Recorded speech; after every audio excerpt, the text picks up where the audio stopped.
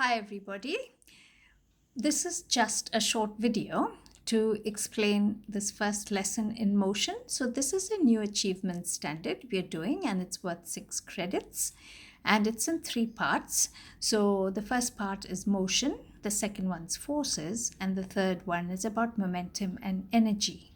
Okay, so now in physics, it's a study of all sorts of measurable quantities. They're called physical quantities, and all these physical quantities are grouped into two. So there's one lot of physical quantity that's called scalars. So scalars are those quantities that have only size, whereas vectors are physical quantities that have both size as well as direction. So examples of scalars are things like speed, distance, time, energy, work. Those are scalars. Vectors are things like displacement, acceleration, force, and so on. Okay. Now, in motion, some of the terms that we use when we study motion are speed, distance, acceleration, time. So just looking at the quantities related to motion, the difference between the word displacement and distance, the symbol for both of them is a little d. So suppose you've got to go from point A to point B.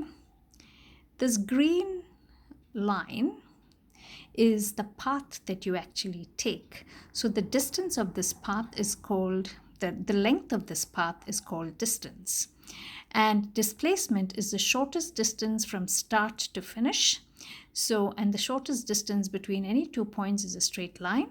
So the displacement is this arrow, this red arrow, with the direction going from A to B, because you start at A, you finish at B. Okay, the next thing is the difference between speed and velocity. Speed is distance divided by time, and velocity is speed in a particular direction. So speed is a scalar, velocity is a vector. The unit for both speed and velocity is meters per second, but if you're asked to calculate velocity, in addition to the number and the unit, you also have to include the direction. Okay, so that's the first one. Now there are also some other terms, just to remind you, from year 11.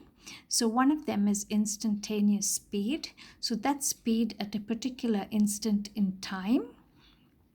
Okay, and then average speed is usually used when you have to calculate the average speed across a whole journey. So that's the total distance divided by the total time.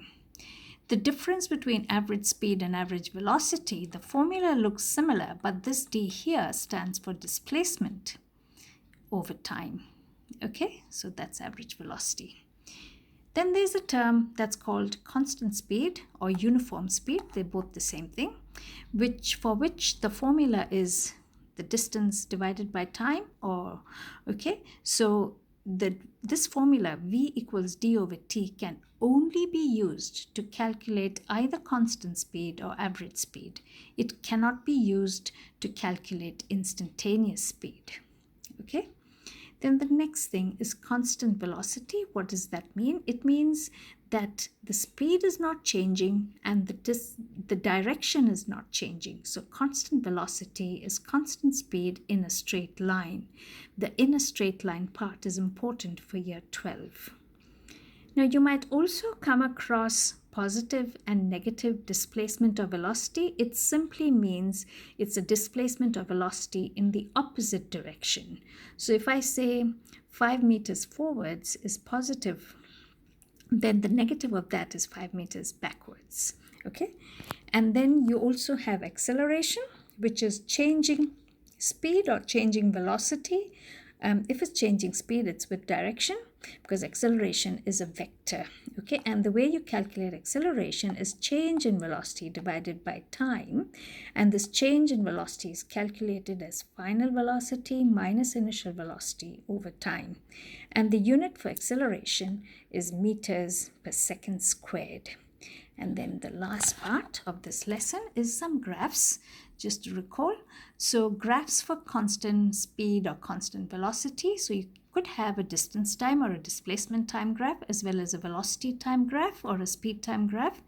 So if it's a displacement time or a distance time, that line indicates constant velocity, and the gradient of this line will give you your value for velocity or speed.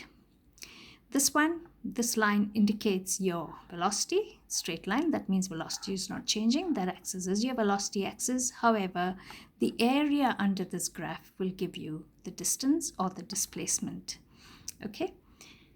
Also, graphs for constant acceleration, there are 4 of them. You could have a distance time or a displacement time graph because acceleration is changing speed. So it could be speeding up or slowing down.